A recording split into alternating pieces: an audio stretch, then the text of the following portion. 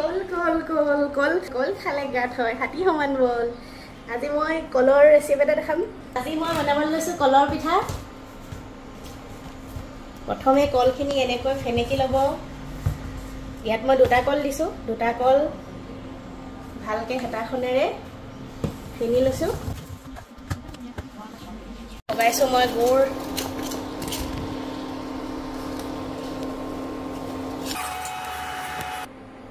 এয়া কলখিনি ফেটি হৈ গৈছে এতিয়া কলৰ ফেটি থোৱা কলখিনি এয়া গুড় পগাই থৈছিলো গুড়খিনি দি দিম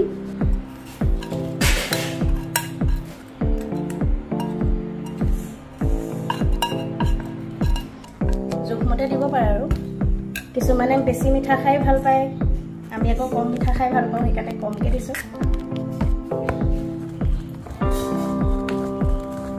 ইয়াত এতিয়া মই চুজি মিলাই দিম চুজি জোখমতে 2 কাপ দিম মই এতিয়া যেহেতু মই কল দুটা দিছো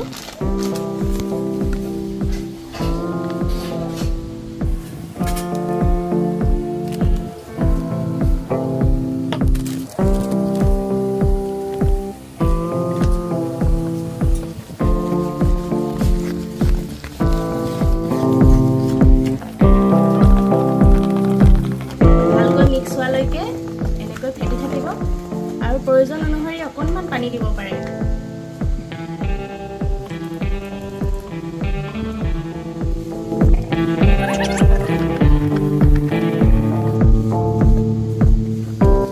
ইয়া মোৰ মিক্সিং কৰা হৈ গৈছে ভালকৈ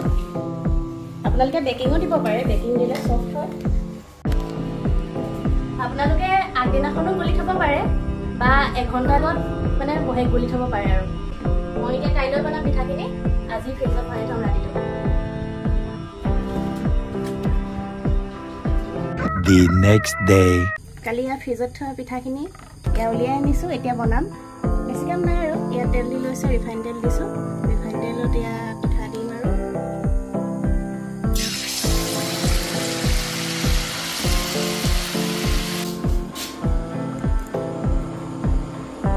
আৰু এইটো কোৱা হয় পেনকেক বুলি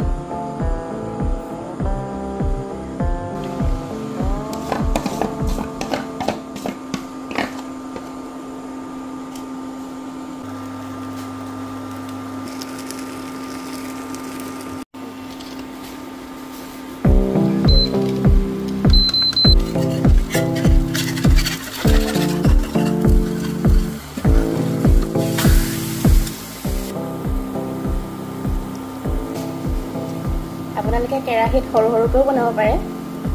আৰু এনেকৈ পেনতো ডাঙৰকৈ বনাব পাৰে দুইটাই খাবলৈ টেষ্ট বেলেগ হয় কাৰণ কেৰাহীত সৰু সৰুকৈ বনাবলৈ বহুত তেল লাগে আৰু তেল বেছিকৈ খোৱাটো স্বাস্থ্যৰ কাৰণে ইমান ভাল নহয়